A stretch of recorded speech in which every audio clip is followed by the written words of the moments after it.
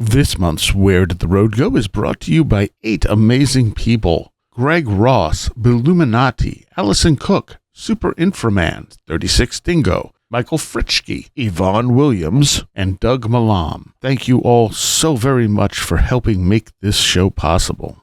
Transmission start. Welcome to Where Did the Road Go? Join us as we wander off the path and explore lost history, consciousness, the paranormal, unexplained mysteries, alternative thought, and much more. We are present on the web at wheredidtheroadgo.com. Now here is your host, Soraya.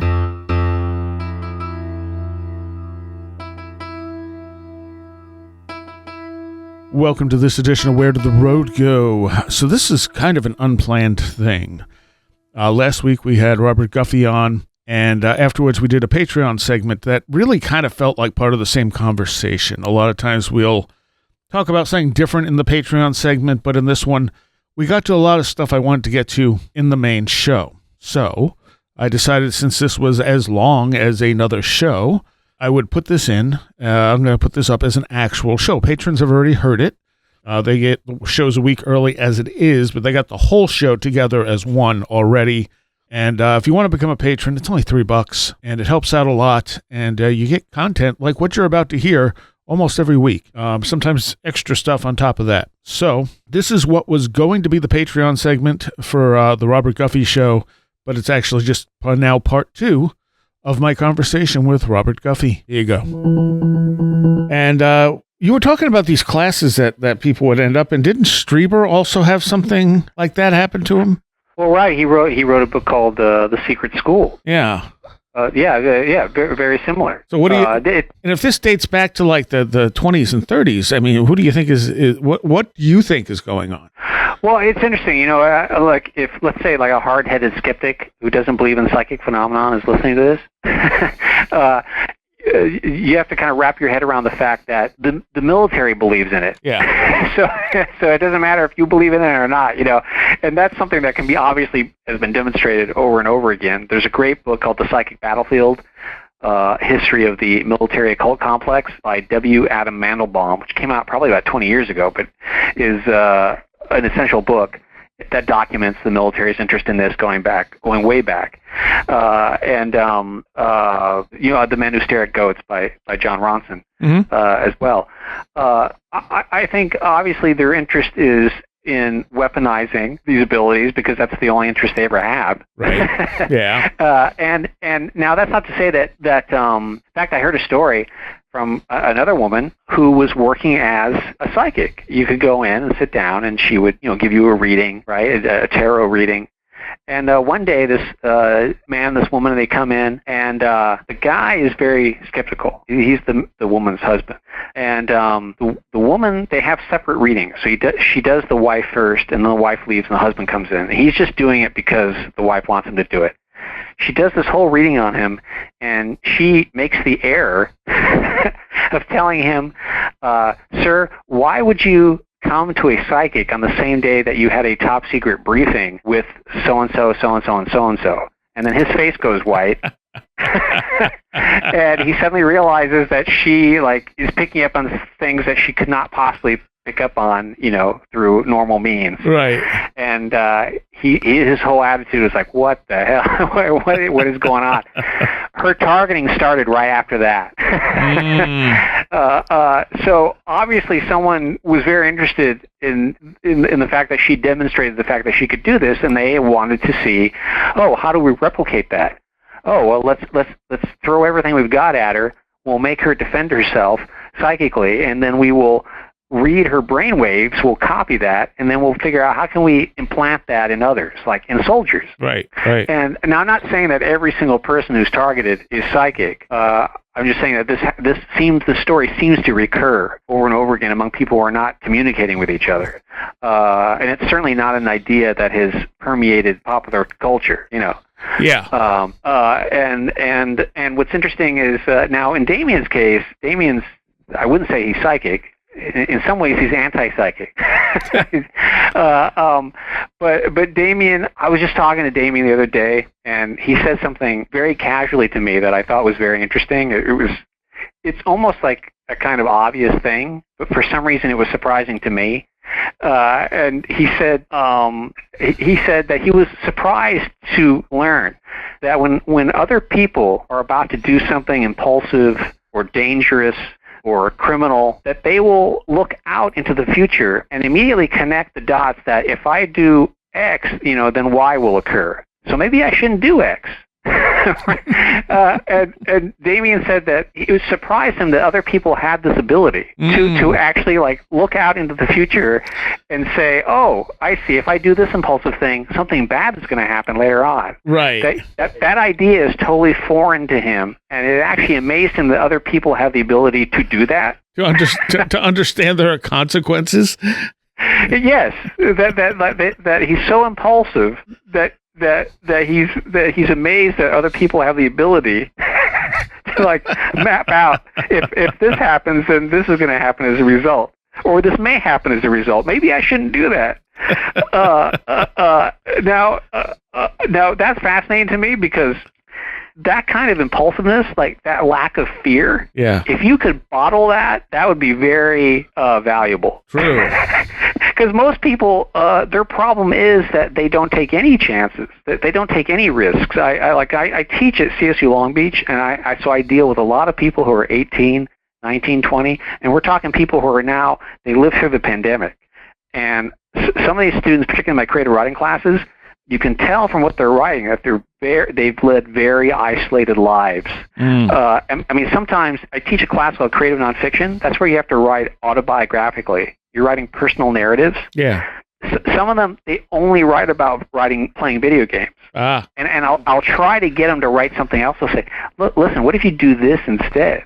And it's like usually I'm successful in getting that to happen, but in some cases, they're so intractable that they'll just keep writing about playing video games.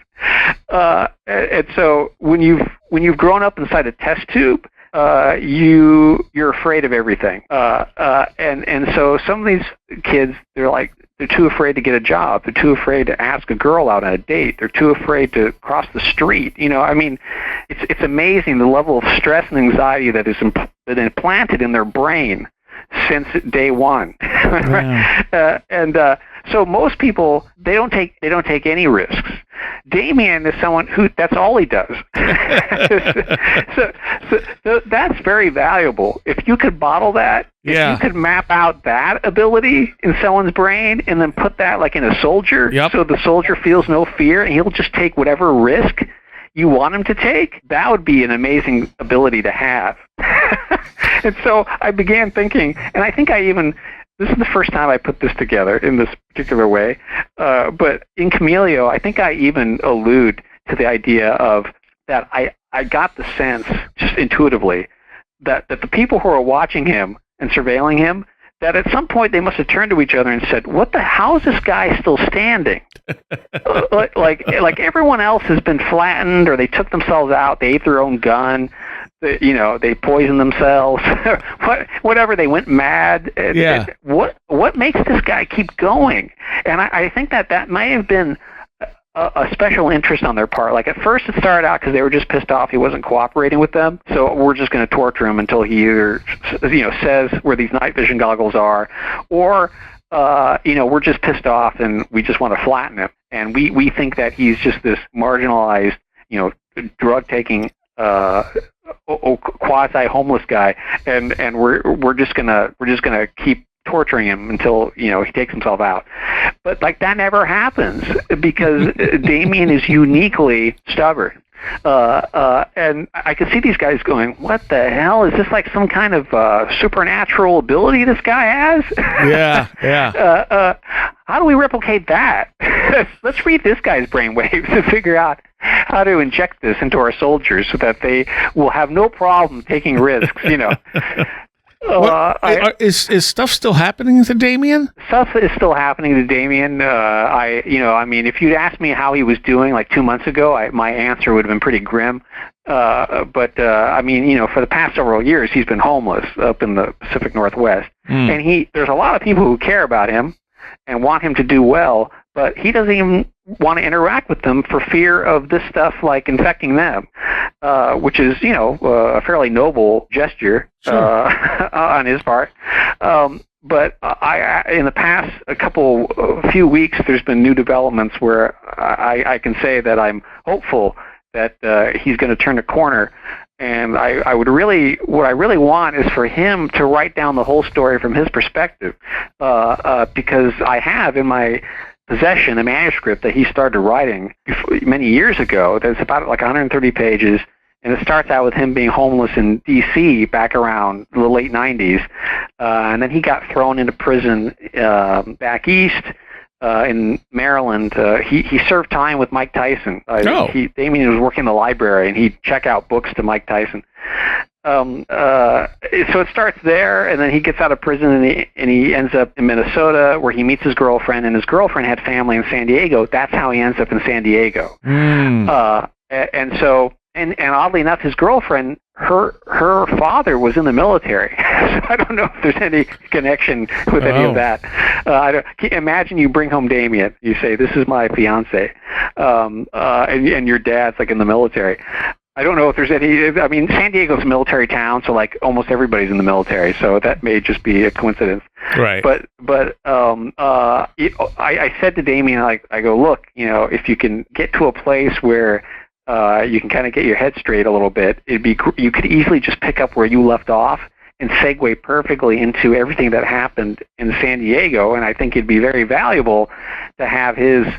I mentioned Rashomon earlier, the Akira Kurosawa film, where you're seeing the same event from different perspectives. Like, Camilleo's my view of it, but it'd be great to get his firsthand account of it. Yeah. That'd be really interesting. And document that. Hopefully that will happen. But yes, things are still happening to him. What do you think the purpose is now? Do you think it's the same, that they're just trying to figure him out? There's that could be also. When he moved to the Pacific Northwest, he had an apartment, then something happened, he got kicked out of the apartment, okay? So I got contacted by a kid, I say kid, he's in his 20s, but this guy, his name's David, this was his first time ever being homeless, and the first person he meets is Damien. So he kind of joined forces with Damien. Damien's older, and Damien could show him the ropes as to how to live in this subculture of being homeless. Right. And he said to me, at some point, Damien told him the story about Camilio, and he wasn't not sure how to interpret any of this. And he said at first he thought, is this what it's like being homeless? Because he was shocked at how much Damien was getting assaulted. Right. by all these people around him. And he was like, man, it really sucks being homeless. People really go out of their way to mess with your head. And it wasn't until later that he broke away from Damien and went on his own path that he realized, oh, that's just happening to him. that's not happening to every single homeless person. Right. That's just happening to him. And so he contacted me through Messenger on Facebook to say, oh, hey, I was hanging out with Damien for a long time, and I can vouch for the fact that I saw all this stuff happening. It was amazing. And then he got a hold of Camilio and was reading it, and was kind of shocked to all the stories that Damien was telling him were kind of authenticated by this book. Yeah. It'd be interesting. I should probably try to get his perspective down on the record. Yeah. Okay, so I have a couple experiences I'm going to throw at you and see what you think. Sure. The most recent one, I was walking in from getting the mail. I had have a computer shop that's used to be a garage not connected to the house. And as I'm walking in with the mail, I had the door open, had a bunch of computers doing stuff, and I hear this electronic cuckoo noise. Really loud, echoed through the yard, and I'm like, is that a new Windows sound? What was that? And I decided I'm going to go look and see if something's going on with one of the computers, and as I start walking toward the shop, a distortion bubble moves directly in front of my vision and disappears next to the shop. It moved in a straight line. I could see through it, but it was looking through something distorted. It was maybe the size of a softball. And then that was it. Did you tell me this the last time I was on? I'm trying. It sounds familiar, and I'm trying to remember if you told me last time or if someone else told me this. Because do you remember what year it happened? Not off the top of my head. No, I have it written down somewhere. Oh, that's interesting. It certainly sounds like it's interesting how. I've noticed this phenomenon that occurs. It's sort of the opposite of what they call the Mandela effect, right? Where people claim that they remember things that never happened. Right. So there are people who an idea can be very strange, and then suddenly everyone accepts it, and it's as if they've always known it. So for example, when Damien was talking about drones in 2003, to me, the drones were not a thing. It was a science fictional concept in 2003. That's true. People did not have drones. But now it's so commonplace that when you say that, people are like, oh, no, I think there were drones back. Yeah, sure there were. Yeah. No, there were not. And even when I wrote the book, drones hadn't become a commonplace thing yet. When it came out in 2015, it wasn't really commonplace yet. Yeah. But then soon after that, it hit the market, and then, there was a guy shot a drone out of the sky above Dodger Stadium. Oh, yeah. A few years ago, and I was at the beach in Seal Beach a few years ago, and a drone flew right overhead, and it's taking pictures of everybody. You could hit it with a rock, So now it's just like they're commonplace. There's that scene in They Live where there's these little semi-invisible drones that are flying around. He can only see them when he has the glasses on. When he doesn't have the glasses on, you can't see these little spherical drones that sound exactly like what you're describing. And also you see a similar thing. It's not invisible, but it's a kind of glowing ball of light that's in Earth versus the Flying Saucers, the Ray Harryhausen film from the 50s. And the scientists are trying to build the sonic weapon to shoot the flying saucers out of the sky, and this kind of little ball of light comes flying through, and it turns out it's this roving eye that's spying on them. So I mean, to me, it sounds like a variation on a drone. Yeah.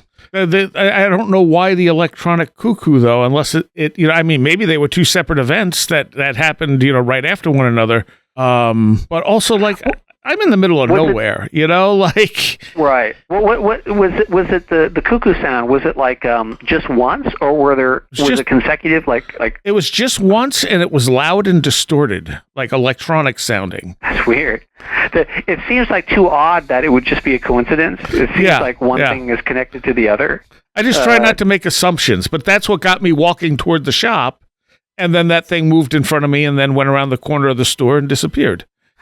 How big was it? About softball sized. Oh, okay. And it wasn't moving very fast, but it wasn't moving slow. It was moving slower than a bird would or something like that. But it wasn't creeping along either. When you say it was distorted, do you mean did it have a color? I could see through it, but it was looking through a soap bubble almost. Yeah, that's interesting. It's funny because Damien, maybe the technology's gotten better because, Damien talked about in 2003 or 2004, actually, when he left San Diego, he calls me from a payphone and says there's these little spherical, he said flying saucers following him, which now, you look at a drone, that's essentially what it looks like. It's a little platform, a little circular platform. And that's essentially what he was describing in 2004. Of course, they weren't like what you're describing. You couldn't see through them. They were physical. Right. Well, this would have been closer to maybe 2015 or 2016, somewhere in there. Yeah. So we're talking maybe 10 years after what Damien was experiencing. Yeah. So, the technology's probably gotten better. So maybe it's a semi-camouflage drone, or maybe it was meant to be completely camouflaged, but maybe it wasn't working properly. It's almost like a Glimmer Man, but it's it's an object instead of a person. Yeah, and it moved dead straight, made no noise. It could have just been something paranormal as well. I guess I don't have the paranoid way of thinking that anyone would really give a damn about me. That's the thing. The only other experience I had like that was a long time ago, back in the maybe early 90s. We were hanging out. There was an old psychiatric institution and a rather haunted graveyard where that was a potter's field for this place. But it's also on a cliff that overlooks Seneca Lake. And so we built a bench and we would go up there and sit up on, because it was a cool place to just hang out and look over the lake. And one day we're sitting there and the tree behind us starts shaking and we could feel something like thudding against the ground. My initial impression was that it was probably a buck, a large deer. And I'm like, oh, great. That can't be good because we just have a cliff behind us.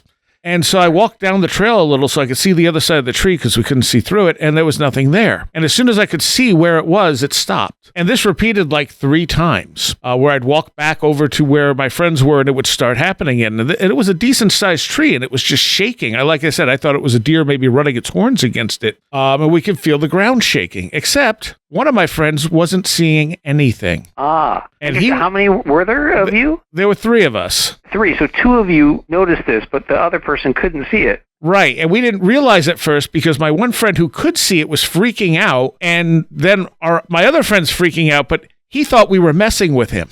That's something that, this is an aspect that's always fascinated me about paranormal ufology, is this idea that you'll hear people say, well, we're using the cutting-edge video cameras and technology to capture this stuff, and then we'll get definitive proof, ghost or whatever it is.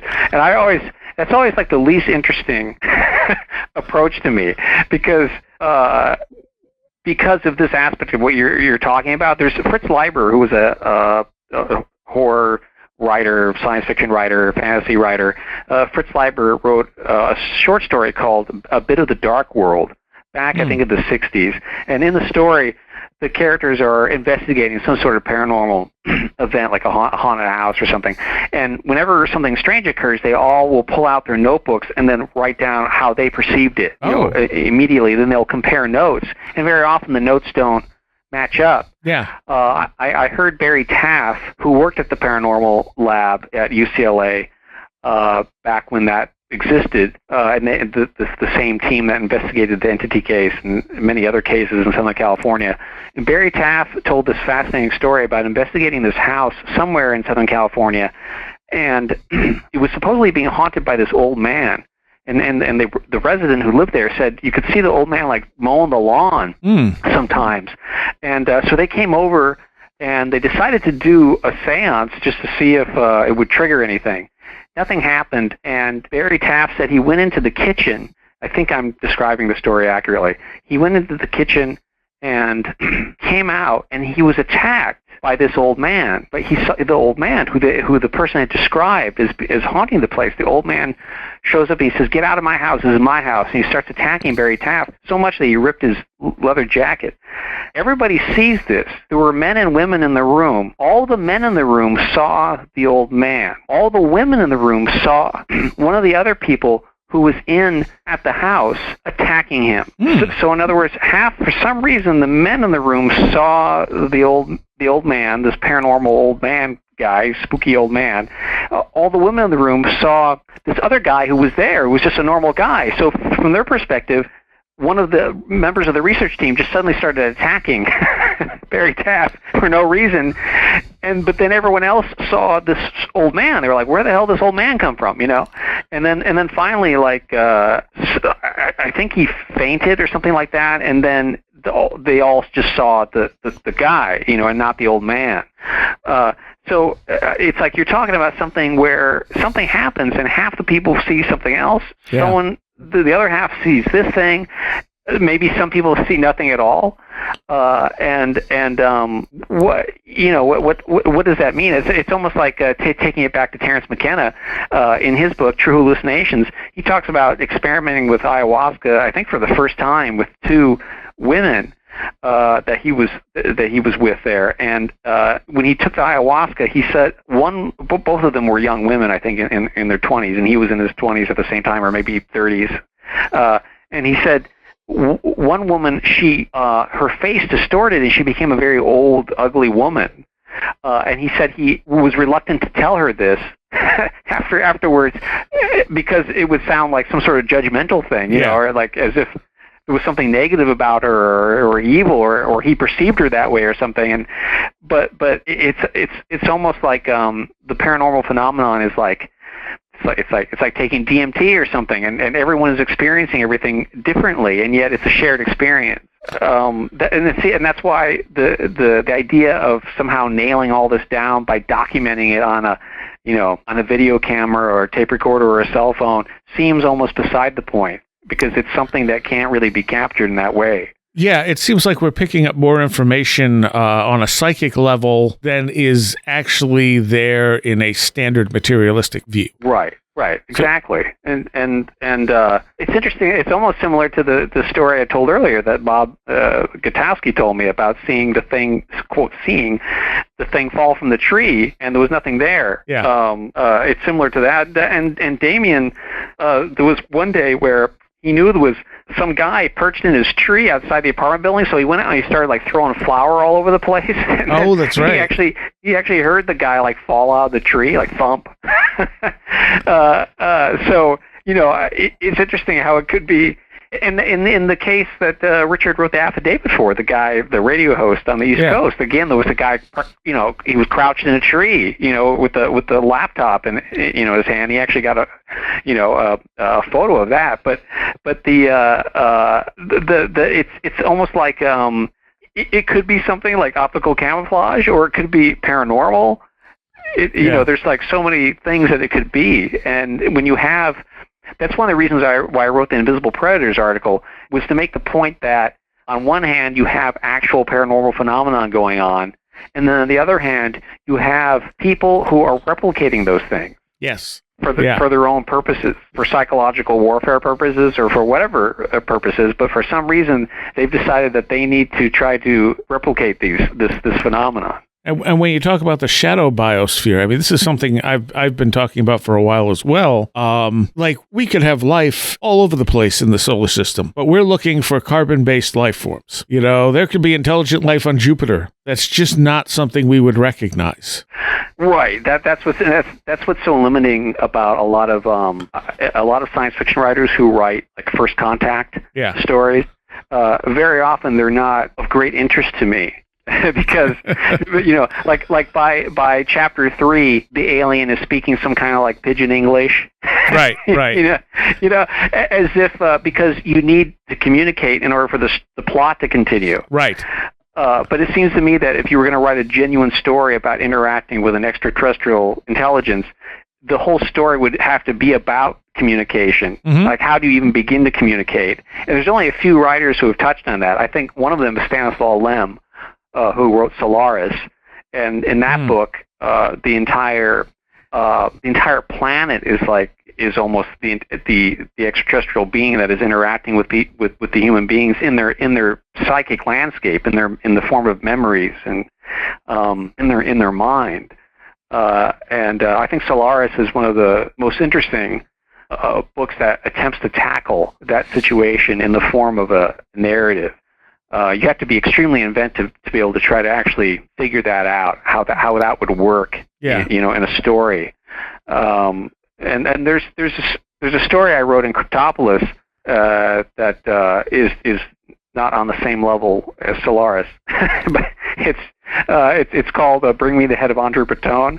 It's an absurdist short story that is about Andre Breton being abducted by an alien spacecraft in the 1920s, because the spacecraft, its warp drive runs on surrealist poetry, and so it needs Breton to create a brand new original surrealist poem so that it can get out of the situation and get back home.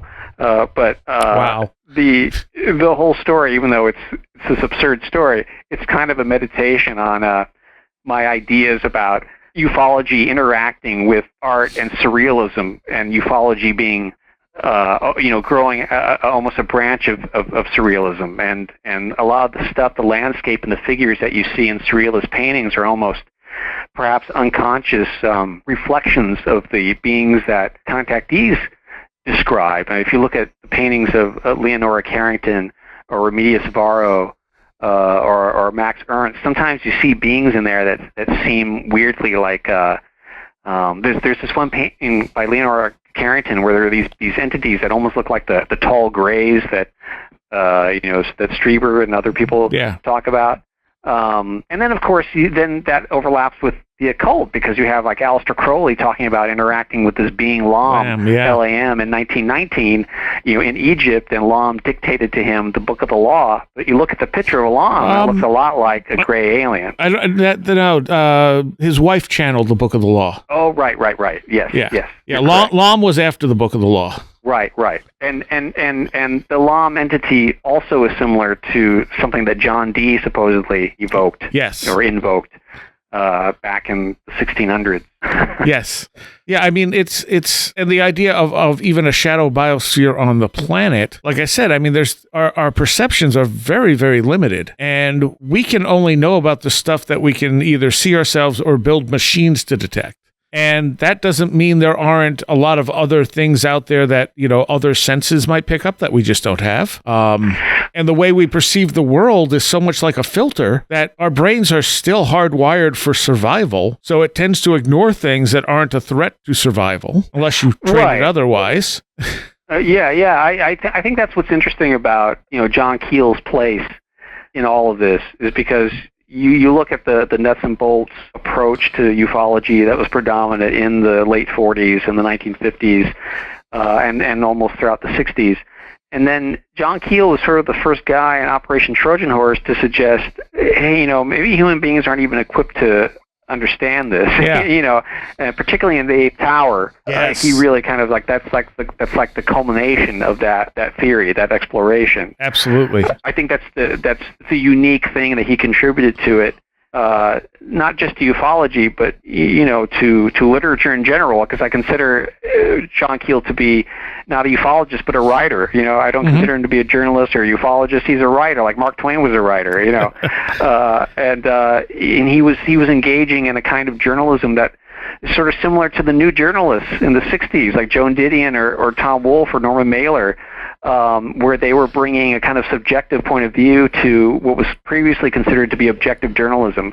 And Joan Didion and Norman Mailer and people like that said, hey, why don't we bring our own personal perspectives into our own personal narratives when we're reporting on something?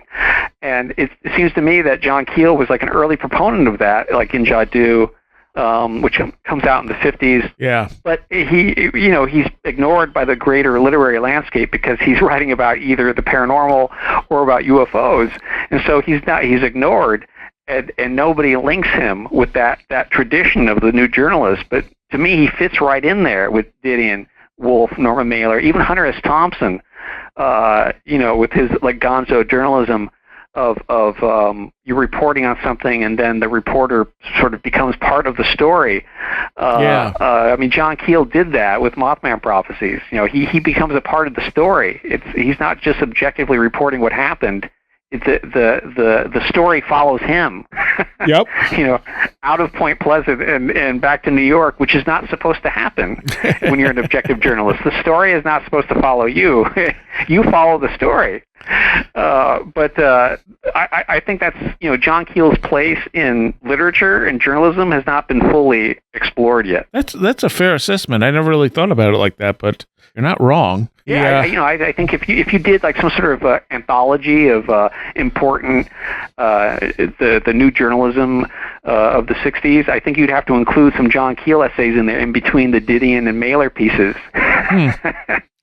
And the Eighth Tower, Eighth Tower is easily my favorite book from him because it's so profound in the way he explores this stuff. But it was originally supposed to be part of the Mothman Prophecies, and all that stuff got cut out. That's always fascinated me, how originally it was one book called The Year of the Garuda. Yeah. And I would love to know, and unfortunately we'll probably never know this, of course, Doug Skinner has the John Keel, is it johnkeel.com? Mm-hmm. Where he's posting like all the notes and stuff, which is fascinating to see like John Keel's original notes in his own handwriting. Because when I first read Mothman Prophecies, which is when I was like 19, I remember thinking, how much of this stuff is true? Like, how much of this stuff is he making up? Yeah. But then you see the notes. You see he's not making any of it up. He's taking these notes as the stuff is happening. And in fact, I noticed at one point retroactively that John Keel says that it took him about 7 or 8 years to fully process what happened in Mothman Prophecies. That's why the book doesn't come out until 75. Right. And I realized that with Chameleon, it all happened in 2003, 2004. It came out in 2015 because it took me about the same amount of time to get over the fact that I didn't want to be thinking about this. And to get enough distance so that I could go back and look over my notes and actually write it down in a narrative form that would actually make sense to someone else other than me. And so I realized, that kind of like PTSD that John Keel was experiencing, I kind of understand what he's talking about now. But it's interesting that the Year of the Garuda was supposed to be one massive book, and I would love to see what the original manuscript looked like. How did it all fit together? Yeah, because I mean, you have the story of the Mothman prophecies, but then you have the like hard data with the Eighth Tower. I wonder if the structure of it was almost similar to Moby Dick, where Melville structures it in such a way where you have the main narrative, and then the chapters in between, you get all this information about whaling. Maybe. It's almost like essays, and it's so much so that when I was assigned Moby Dick in high school, they told us to skip every other chapter, which I don't think is the best way to teach a book. No. But maybe that's how it was structured. Like you got the Mothman narrative, and then you get a chapter about the theory behind it, and then back to the narrative. And so maybe maybe the publisher was like, hey, listen, maybe we just get rid of all this stuff here and just stick with the Mothman narrative. And then he had all these excess chapters, and so put them all together in a book and probably added new material to make it all cohere for the Eighth Tower. Yeah, that's entirely possible. Because I can't figure out any other way how the two things could connect in a way that would make sense. Without him completely rewriting it. Yeah, I mean, it's kind of what Whitley Strieber and Art Bell did with the coming Superstorm book. What did they... you mean in the sense that it was like narrative and then like the factual stuff? Well, yeah, it was like a story part, and then the data to back up why they're suggesting this would happen. Right. Yes, maybe it was something like that, because it's hard to see how it all fits together unless, as you say, the manuscript looked completely different than it looks now. In the Invisible Predators article, you talk about James Constable using a cloudbuster to bring some of these things in. And now this was the infrared photography thing, right? Well, it wasn't. Wilhelm Reich used the cloudbuster. Yeah, I thought you said that James Constable used one at one point. Oh yes, that's right. Yeah, because Wilhelm Reich was doing it back in the 50s. Yes, he was using the cloudbuster to shoot the UFOs down. Yeah, or summon them. He would be able to summon them up, or yeah. Yes, that's right. And Reich wrote a book called Contact with Space, which was not published until when Reich went to trial. He actually did a clever thing. He entered Contact with Space as evidence so that it would be in permanent record as part of the trial. I didn't know that. But I don't know if it has ever been. I assume it's been published as a separate book since posthumously. I don't know that it has. I've only ever read excerpts from it. But I believe that Trevor James Constable was following in Reich's footsteps. Yeah, I mean, there's Peter Robbins said that he has a picture actually of a cloudbuster at Rendlesham. Oh, really? Yes. So clearly the military was at least thinking about, well, what can this thing actually do? That's interesting. Like after they burn all his books, and throw him in prison, they decide, well, we'll use this for our own purposes. Well, that is what they do. I mean, that it is ironic, and I write about Reich in my first book, Cryptoschatology, and the fact that the irony that he wrote The Mass Psychology of Fascism, that book was burned in Germany, so then he came to America, and the same thing happens to him under different circumstances. Well, he's writing about sexual energy in a very conservative time period. Yes, and it's interesting that William Burroughs was very interested in Reich. And Ken Thomas, the late Ken Thomas, who was the editor of Steam Shovel Press, who published an early article by me in Steam Shovel Press back in the late 90s. Ken Thomas, I once corresponded. I was corresponding with Ken Thomas back in the 90s, in fact, about our mutual love of Jack Kirby. Oh, okay. Ken Thomas, by the way, has if there's any Jack Kirby fans listening, you can confirm this. If it's Captain Victory, which was the comic book that Jack Kirby did in the early 80s, in issue number 2 or 3, I think it's issue number 2, there's an actual letter in the letters page from Ken Thomas. Nice. So people who are interested in Steam Shovel Press and Ken Thomas and Jack Kirby, go pull out Captain Victory number 2 and look at the letters page. You'll see that I'm correct about this. But Ken Thomas was both interested in both Burroughs and Wilhelm Reich and UFOs. And Ken Thomas visited Burroughs' grave, and of course Burroughs made his own orgone box, and he would sit in it for extended periods of time. Ken Thomas visited Burroughs' grave, and he said it was amazing because all the graves around his grave were like brown and dying and dry, but the grass growing out of Burroughs' grave was like bright green. Huh. So he suggested it was because he was inside the orgone box so much that it had affected him. It's speculation, of course, but it's amusing to think that this is true.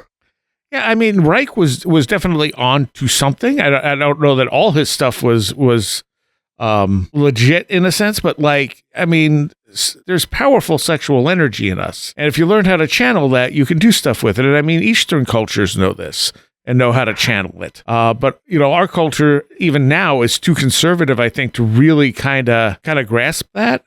Well, in a way, Reich was coming at it's almost like Aleister Crowley, Jack W. Parsons, OTO, Sex Magic, but he was coming at it from a completely different perspective. Yes, yeah. And so, orgone was his own way of interpreting it. It was his own label or word for this phenomenon. And trying to make it a little more scientific. Yes, yeah, absolutely. Take it out of the realm of the occult and kind of pseudo-scientific instead of magical. Right. It would have been interesting to get, Reich and Jack Parsons in a room together. Yeah, totally. see what they hash this out. But you do, I believe in this article you talk about it, and I read about it in Andrew Collins' book ages ago, Alien Energy, where they were able to take photographs using infrared photography and pick up on stuff. Yes, that's right. Yeah, it's the Trevor James Constable. He wrote a couple of books about this, but the first one he wrote is called I've got the copy is over on my bookshelf, in my UFO bookshelf. I'm blanking on the title. They Live in the Sky. Oh yeah, okay. I think They Live in the Sky. That's the first book he wrote about that, and yes, he does talk about that phenomenon in there.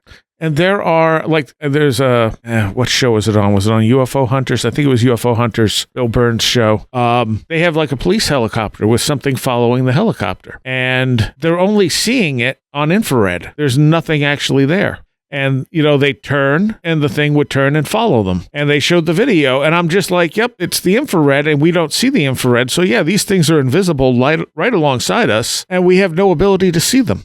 It's interesting how you can actually go, if you go to cryptoschatology.com and look for, just search for Keel-O-Rama. I did a post called Keel-O-Rama, which was just me posting links to all these John Keel lectures that you can find on YouTube. Oh, nice! And they're wonderful. Particularly if you watch them in chronological order. There's even a segment with John Keel and David Letterman. I've seen that. Yeah, it's David Letterman before he was doing the late night show. Yep. And it's interesting how Letterman is being very.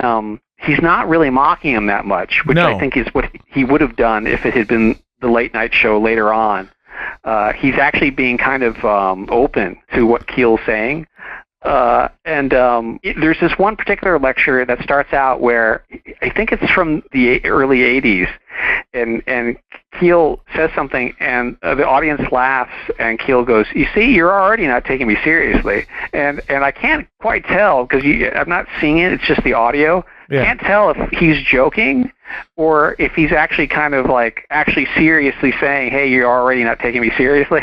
I can't quite like gauge like what the tone is, but there was a lot of people who did not take him seriously. Because it seemed very airy-fairy, and he's not talking about nuts and bolts, and yet so much of what he was saying really is actually quite prescient, or it's not even really prescient. I would say he wasn't ahead of his time. He was like right on the time. Yes, it was everyone else was behind it. Yeah. Because he was actually looking at influences beyond ufology. He was looking at quantum physics and things like this, when everyone else was just focused on this, on sightings of craft, and not even interested, not even wanting to believe that there was something in the craft. Right. Because at the time in the 50s, there was a time where they didn't even want to even think that there was something inside of it. Which is so odd. And so then Keel comes along, and he's talking about quantum physics, and he's talking about, one of the great paranormal magazines of all time was Strange Magazine, which was edited by Mark Chervinsky, who died, sadly, very young. But I have every issue of Strange Magazine. It started in the 80s and went all the way forward into the early 2000s or maybe late 90s. Then it became like a web scene for a few issues, and then Chervinsky he abruptly died. But each magazine is, first of all, just a fantastic art object. But also the people writing for it are like John Keel, and he has an article in, I think, issue 1 or 2 of Strange Magazine that's called "Seeing Things," and the whole thesis is that people who see UFOs are, quote, seeing things. It became a pejorative to suggest that a UFO witness was just seeing things, but Keel was trying to say, well, yeah, that you are just seeing things, and like we all are, like on your everyday reality, you're just seeing things, and a lot of people wrote in and were angry about it, thought that he was mocking UFO witnesses, but he's not. That's not what he was saying at all, Yeah. And I really think that people just almost weren't equipped to understand what he was saying in the Eighth Tower. And in fact, Jacques Vallée at first was reluctant to accept what Keel was saying, and then eventually just jumps in wholeheartedly and embraces it, and then produces Passport to Begonia, which is one of the top flight UFO books. But I don't think that Passport to Begonia would have existed if not for John Keel. Maybe. I'm trying to remember who got published first, though. Keel was talking about this stuff, but I don't think the Eighth Tower came out to the mid-'70s, didn't it? The Eighth Tower doesn't come out to the mid-'70s, yeah. but keep in mind that Keel was writing articles all throughout. Okay, I see what you're saying. Okay. And he doesn't publish Operation Trojan Horse till 1970. He was publishing articles. In other words, excerpts from Operation Trojan Horse was appearing in Saga and True. And all those wonderful men's magazines. Yeah, exactly. Yeah. He wrote a great article in the Journal of Popular Culture, which was kind of an academic journal, and I somehow found out about that. And so in the early 90s, when I was attending CSU Long Beach, I actually tracked it down in the stacks and actually found the issue. It was the especially occult issue of the Journal of Popular Culture. Huh. And it had this black cover, and there were different articles by different people talking about different aspects of the occult. And John Keel's essay was a very long, I would say it was about 40 pages, maybe it was 10,000 words or more, all about the UFO subculture, and kind of almost like a meta analysis of the subculture of ufology itself. Yeah. It was a very fascinating article, and I don't think it was. He never included it in any of his books. Perhaps it's been republished posthumously, and I know there's been posthumous books published. So maybe it's in one of theirs. Mostly Andy. What's his name? Colvin. Yes, Andy Colvin has published a bunch of his notes and a bunch of his articles in compilation books. It could be that article is in one of those books. It's worth tracking down. If I remember correctly, it's called the the UFO subculture or the flying saucer subculture, something like that. And it was in the Journal of Popular Culture. Really, really fascinating article. I'm going to have to see if I have that somewhere, because I got a bunch of books from Andy and read some of them, but not all of them. So maybe it's in there. It's interesting that Keel was writing, and he wrote for High Times, so he was like publishing outside the traditional venues. Of just ufology. So he was getting the word out in places where maybe people would come across it who weren't normally inclined to read about UFOs. Well, he was also one of the few people who was looking at stuff other than just the UFO part of it. He was looking at the weird creature encounters and things like that, and realizing that this is all kind of a connected spectrum. He was painting on a broad canvas, whereas everyone else was, was doing pen and ink drawings in a little square. Yes, exactly. You talk about in the article too. You also talk about the devil's footprints, which we've discussed on the show before. But you mentioned that they've been found in other places other than the one in England. Oh yes, yes. I talk about the of course the going back to Charles Fort. Yeah. Fort talked about the I don't know if the Devonshire. I'm trying to remember what the. It was Devonshire. Yeah, it was because they're nicknamed the Devil's Footprints. Yeah, and the detail that I always loved about that story was, well, it was unseen, like nobody saw it, but they saw the footprint. Yeah. And I love the fact that the footprints, they were like hoof prints, and they ended at the edge of a house and then continued on the snow on the roof and then on the other side. Yep. That's a lovely detail, and I always wondered if that might be an inspiration for Cormac McCarthy, who recently passed away, who wrote No Country for Old Men, and one of my favorite novels, Blood Meridian, which is set in the Old West in the late 1800s.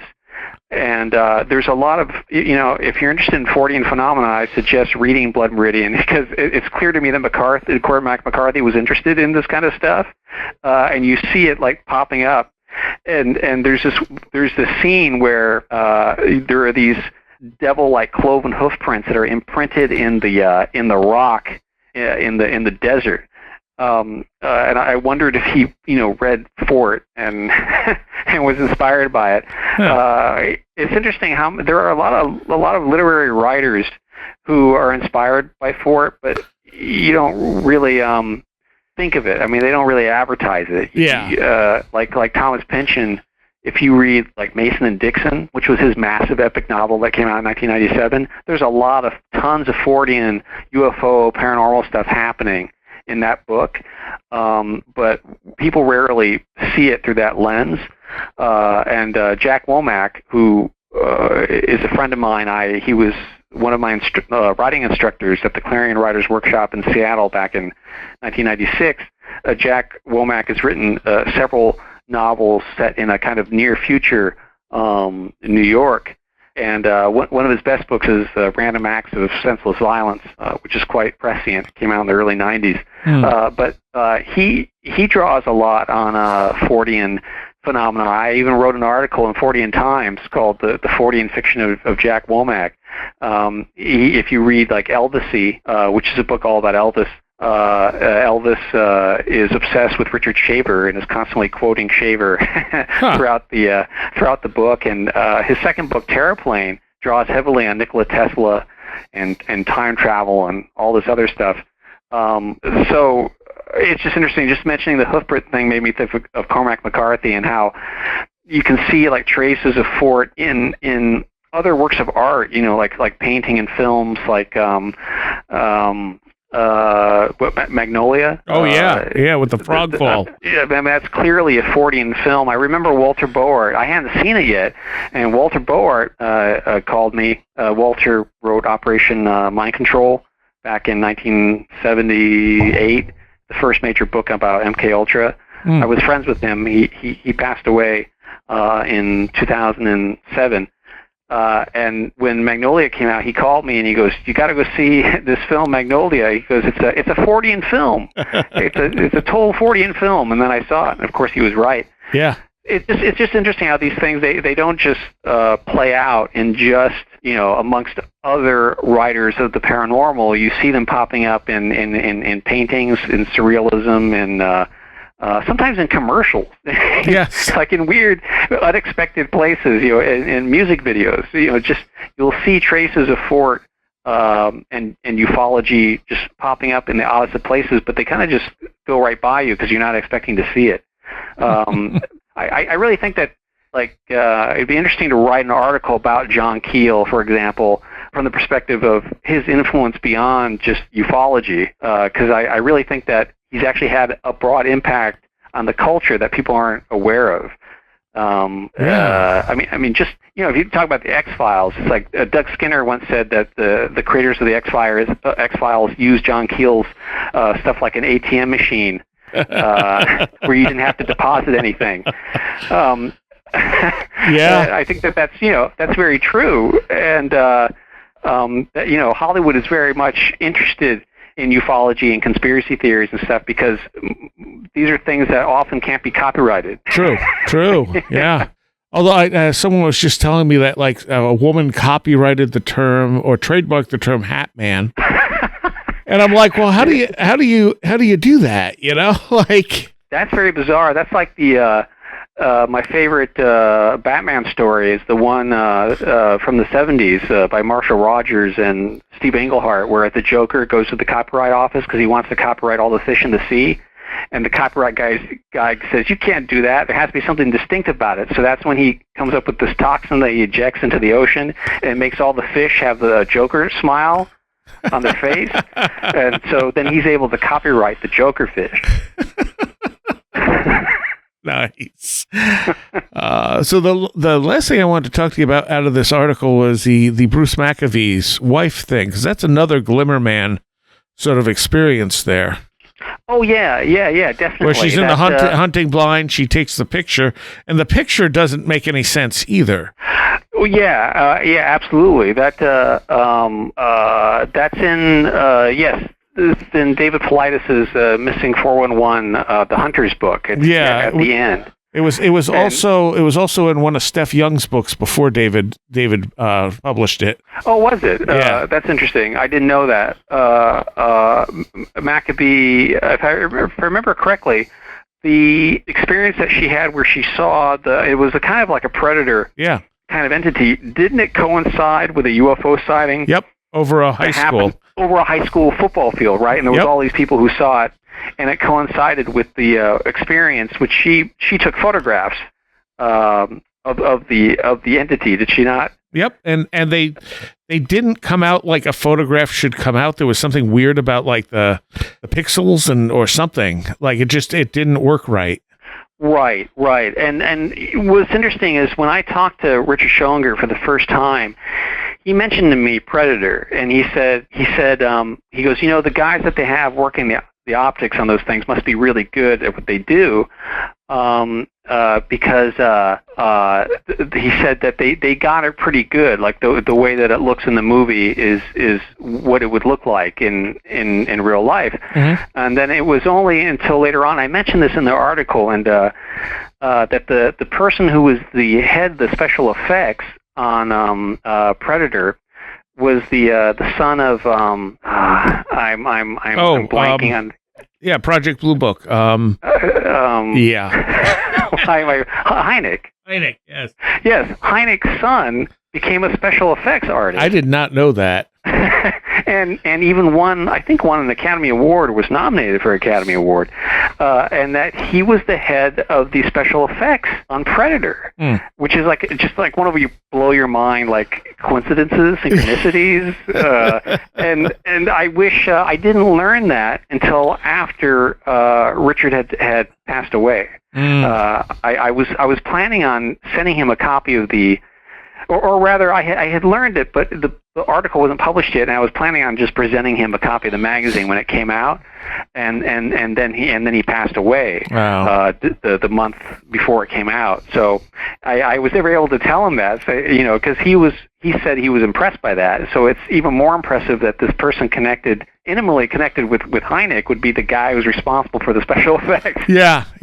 The other thing I've been exploring is, again, when you deal with like infrared light can really mess up cameras. So I actually talked to someone who was doing experiments in the military where they would use infrared light to short out cameras and stuff at a distance, like focused infrared light. And then you had like protesters in Taiwan and stuff who would have hats that had infrared lights shining down on their faces because it would erase their faces on cameras.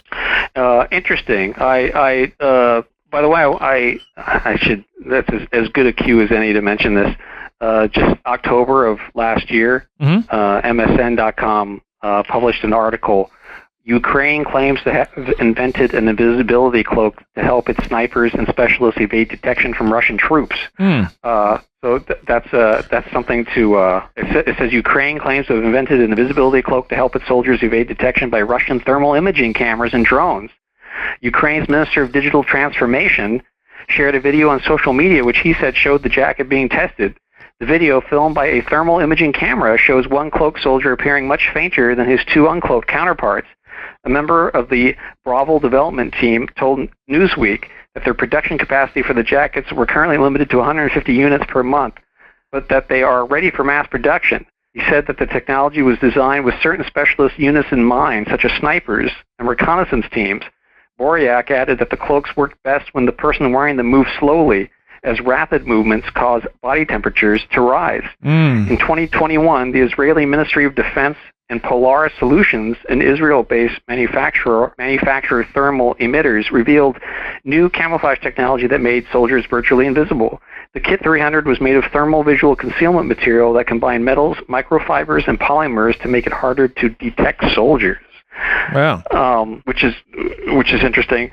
And also, back in 2016, there was an article published that escaped my notice until recently. Military invisibility cloaks could breach Geneva Convention. Invisibility cloaks and other future advances in military camouflage techniques could violate the Geneva Conventions, a top military lawyer has warned. Scientists and military contractors are spending tens of millions of pounds researching methods for generating effective invisibility through more sophisticated metamaterials, substances designed to absorb or bend light and or radar waves in order to conceal approaching aircraft or troops. Under Article 37 of the 1949 Geneva Conventions, ruses such as camouflage, decoys, mock operations, and misinformation are all permitted. Conventional camouflage, Boothby suggests, aimed, for example, at causing the enemy to blend into the background, is lawful, and bending light might be regarded simply as a technologically sophisticated way of achieving that outcome. But if camouflage is used to pretend to be a non-combatant in order to deceive the enemy and thereby to cause death, Boothby says, it could be outlawed under the Geneva Convention clause entitled Prohibition of Perfidy. Wearing an invisibility uniform might, it is suggested, additionally breach a combatant's obligation to have a fixed distinctive sign recognizable at a distance and to carry arms openly. A combatant whose weapon is rendered invisible by its coating is arguably not complying with the minimal requirements of carrying a weapon openly, he states. So it's interesting that this is actually, this is being discussed openly. It's not like something that's complete science fiction. They're very concerned about it. And also, when Richard passed away, I've been going through. I've been collecting books from his library. I want to compile a kind of like Richard Schoeninger reading list. Like these are the books that were in his library. Some of them are very fascinating. I got he had a which I now have in my possession, a signed copy of the original edition of The Secret Teachings of All Ages by Manly P. Hall. Oh, nice. When it was under its original title. It has this long title, an encyclopedia of like Kabbalistic, Masonic, Hermetic, alchemical symbolism. Yeah. It's big in this big slipcase and signed by Hall. Richard knew Manly P. Hall. He would go to his lectures all the time and talk to him, have conversations with him, particularly back in the 60s and 70s. But after he died, came across this letter.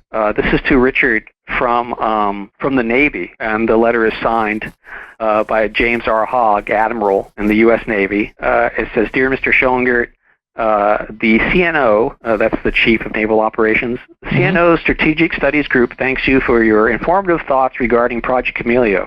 Your insights on adaptive camouflage and its applications to the maritime force have stimulated the group's thinking in dealing with this critical topic. We would also like to thank Dr. Lev Berger, that was Schoengert's partner, for his views and comments and the tour of his laboratory. The open exchange of ideas and your candid observations will clearly, and in our work, thanks for your strong support of the SSG, that's Strategic Studies Group, signed by James R. Hogg, Admiral, and also George C. Barkis, Wanda Riddle, and Jacob Cottle III.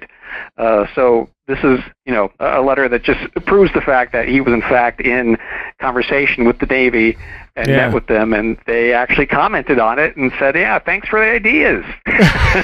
Right. You stimulated our thinking in this regard. Thank you, and there's the door. Well, I bring up the infrared too because, like, when she took that picture of the Glimmer Man, I mean, if they're also emitting infrared light, or if you have something that's paranormal coming in from the infrared, that might be why, for instance, pictures are usually blurry or don't show what's actually there. Oh yeah, absolutely, yeah. That ties in so perfectly with what Keel, is saying in the Eighth Tower. Yeah. Absolutely. Because I was listening to a Brothers of the Serpent podcast when they were doing one of their UFO shows with Marty Garza, and Marty was saying how he was trying to take a picture of this test craft that wasn't secret, but it was like they were testing this plane, and he couldn't get his camera to take a picture of it. Like it wasn't working right, and then he realized they were using infrared technology to prevent that very thing. It was screwing with his camera. That's fascinating. That's really interesting. I was going to mention also, Vice magazine just went belly up. Oh, I didn't know that. Yeah, Vice magazine is it's continuing, but in some limited form. Oh. Vice magazine had, when Chameleon came out in 2015, a reporter for Vice interviewed me. Oh. And he wanted to do a whole article about Chameleon. But they axed it. The editor said that they thought that the article, it might ruin their brand. What? I thought, that's interesting. You mean your interviews with prostitutes and South American heroin warlords aren't going to ruin your brand, but this article about Chameleon is going to ruin your brand? How is that possible? What's interesting is that in 2022, they published an article, Anne Merlin. I guess a lot of the people working for Vice have been working like almost for no money for the past few years. Oh.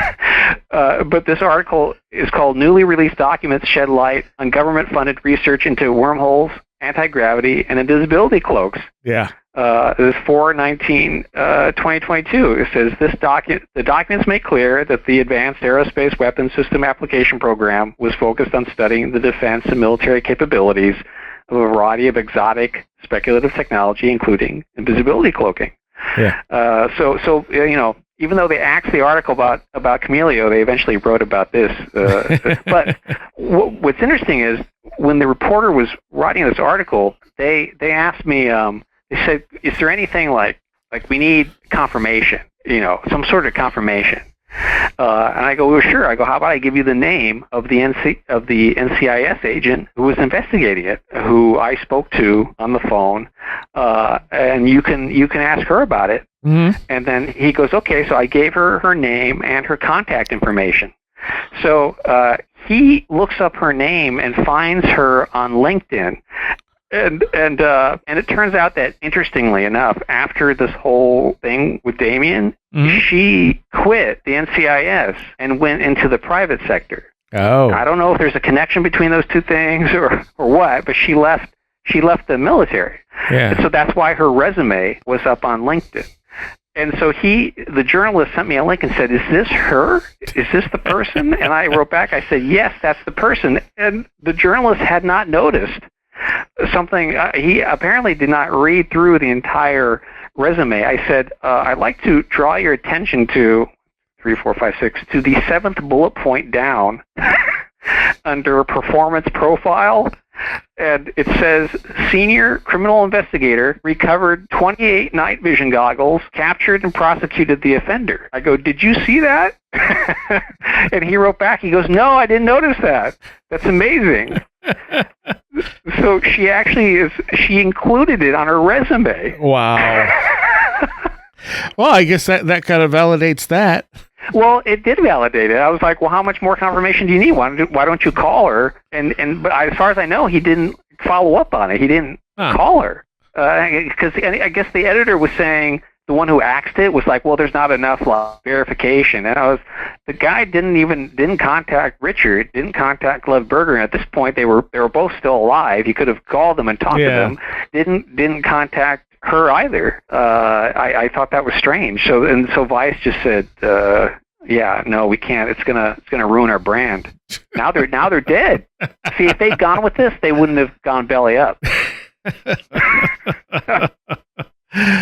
Oh, okay. So, can you list all the books you've written? Can you do it off the top of your head? Cryptoschatology, Spies and Saucers, Camelio, Until Last Dog Dies, Bela Lugosi and the Monogram 9, which I wrote with Gary Rhodes, Widow of the Amputation, Other Weird Crimes, Bela Lugosi's Dead, Operation Mindfuck, Dead Monkey Rum, Cryptopolis, and Other Stories. That's 10. What was the second? What was the second one there? Spies and Saucers. Yeah, I'm not familiar with that one. Everyone should read that. So that's not nonfiction. That's fiction. Oh, okay. It's a collection of 3 novellas that all take place in the 1950s. And each one, like the first one is 1959, and the second story is like 55, and the third story is like 52. But it's all about like I kind of free-based the contactee books of the 50s, and then it came out in this way. And the first story in the book is called The Fallen Nun, and it's all about this dead nun. This dead nun falls out of the sky and lands in this guy's marijuana garden up in Malibu. And he doesn't know if he should call the FBI or the cops and tell them about it, because then he also have to show them the marijuana garden. Yeah. So these 2 men in black types like show up at his house, and then it spirals off from there into like smoking the dead skin of a dead reptilian alien, which triggers spontaneous travels to the moon and all this other stuff. It's amazing. And then the second novella is called Communist Town, USA. And then the third one is called Spies and Saucers. And that one is all about, it's my meditation on how the alien abduction myth, and when I say myth, that doesn't mean it's untrue. Yeah. How it begins to be manipulated by certain entities in the U.S. government, and it's all, the main character is this B-movie science fiction writer who gets caught up in the anti-communist McCarthy, a blacklist because he went to like one communist meeting one time. And so he's written like these B-movie, like horror and science fiction movies, and he's down on his luck, and he's about to get kicked out of his apartment. He's approached by this guy who works for some government agency and says, hey, we need you to write a screenplay about something, but we can't tell you what it is until you agree to do it, and once you agree, you can't back out. And so he agrees, and then they tell him, and they tell him what they want, and then he has to put it together into a narrative that makes sense. And as the story moves along, he suddenly starts seeing aspects of what he's writing appearing in the newspaper. And like someone was contacted by an alien being named something that he made up, and the alien being said this in its dialogue that he created. And he realizes that they're actually taking the screenplay he's writing and enacting it in reality. Oh, that's interesting. And it was kind of inspired by reading the autobiography of Kurt Siodmak, who wrote Donovan's Brain, best-selling science fiction book in the 40s. And he also worked for Hollywood, and he wrote the screenplay for The Wolfman, and Frankenstein Meets the Wolfman, and Earth versus the Flying Saucers, and Creature with the Atom Brain, and all these other films. And he said that in the 40s, he was approached by the OSS, and they said that when they saw Donovan's Brain, they thought that he was writing a book about W.H. Donovan, the head of the OSS. And Donovan's brain is all about, action at a distance, basically mind controlling someone to kill, which is exactly what the OSS and the CIA was looking for, Yeah. So they approached Kurt Siodmak, and he said that he started working for the OSS at some point in the 40s. But he never says what he did for them. And so I was like, what would they need a science fiction writer for? Why would they want him? And what is it that they wanted him to come up with? So then I kind of put two and two together, and then Spies and Saucers is my way of dealing with it. It's kind of like fiction is the way you deal with things when you can't prove it, but you kind of suspect that that's how it happened. So I decided to explore the idea in the form of a story rather than nonfiction. Okay. All right. And your website again for people? Cryptoschatology.com. And don't forget to vote for Dead Monkey Rum and the Rondo Awards. Yes. Go to cryptoschatology.com and look up the blog post called Rondo Reminder. And in there are very simple directions on how to email your vote for Dead Monkey Rum to the 22nd Annual Rondo Award. And that runs out when? The deadline is April 16th. Okay. Almost around tax time. That's right. Thank you so much for staying on extra. Oh, it was a lot of fun. I'm going to take a moment here to thank all of my Patreons. It is because of you that this show is made possible. And I want to give a special shout out to those of you pledging $10 or more. Greg Ross, Illuminati, Madeleine J, Matt in Delaware, Allison Cook, Super Inframan, 36 Dingo, Tim, Andrew Nichols, Matthew Sproul, Midnight Review presents Christine, a blue second-gen MR2 drifting around a Japanese mountain. Patricia Quinta, Alex Whitcomb, American Rambler, Andrew Maines, Andrew Malone, Ann Witowski, Barbara Fisher, Beverly Williamson, Big Boy Limina, Bright Rectangle, Charles Davis, Charles in Florida, Land of the Crazy and Communicable, CJ, Craig Parmenter, Daniel, Diane B, MTK, Eric Citron, Eric Todd, History and Coffee, J Otto Bullitt, Jack Huntington, James Lindsay, Jim and Sophie, John Mattingly, John Bracken, John Hooling, Carla Mahoney, Kevin Schreck, Cool Kitty, Kristen L., Laser Printer Jam, Lauren McLean, Linda, Linz Jackson K., MJ Armstrong, Mark Brady, Mr. Weird, Oli Andre Olar, Paul Jeffries, Perry Peters, Philosopher of Mirrors, Riker and Stark, Ron Dupre, Sam Sharon, Sarah Horgan, Schmooples, Devourer of Mortal Souls, Stacy Sherwood, Stevie Norman, Strange Stories with the Seeker and Skeptic podcast, Tactical Therapist, Taylor Bell, the Esoteric Book Club podcast, Thunderboy, Tyler H. Glimstead, Varosh K., Victoria, Vincent Treewell, Will Gebhard, Will Powell, Ren Collier, Annabelle Smith, Caroline Walker, TDT Skunkworks, Colin Karras, and Craig Sagastumi. Thank you all so very much for the support. All right, so there you go. That was my conversation with Robert Guffey. The whole thing, normally half of that you heard tonight would have been just for patrons, and that's the type of quality stuff you get if you become a patron. We record something extra with most guests, not all guests, but sometimes we also do extra stuff, and you get some special stuff as well. And it's only $3 a month. It helps support the show, helps me keep this going. So if you want to become a patron, go to wheretheroadgo.com and sign up. All right. And that's also been set for subscription billing now, so you don't get billed twice at this point. If you become a patron, you don't get billed again at the beginning of the month. You'll be billed again on the same day you signed up. That was something I didn't really like about it, and finally changed it over to subscription billing so it works better and it's a more fair system to everyone. Okay, let's see, what else? If you want to check out my music show, if you like heavy music, it's thelastexit.org. It's The Last Exit for the Lost. It's a 6.5-hour show every single week. And we play stuff you're not going to hear elsewhere. We have live performances. We talk a lot about like movie reviews and other stuff during the show. Some people from Where Did the Road Go you'll occasionally hear on there as well. So, yeah, that's a thing. If you want to check it out, there's an archive. You can listen to it anytime. And next week's show, I think, is going to be the show that Saxon and I recorded in the car on the way to and from the Seth House. And that stuff is up on the website, wheretheroadgo.com. If you want to check that out, the 2 videos are up there. The one where we interview Oshara and Amy, and the other one where we tour the house. So those are both available up there. The audio of the interview is up as well if you just prefer that. But yeah, so next week's show is going to be Saxon and I talking about some of that stuff as well as other stuff while we were driving. And it's, I hope it's an interesting show. And I have some other really cool stuff coming up in the very near future. I will see you next time. You have been listening to Where Did the Road Go? This show is made possible in part from our Patreons, and we thank you and everyone listening for helping us continue this exploration of the strange. You can always find everything Where Did the Road Go related at www.wheredidtheroadgo.com. And thank you so much for your support.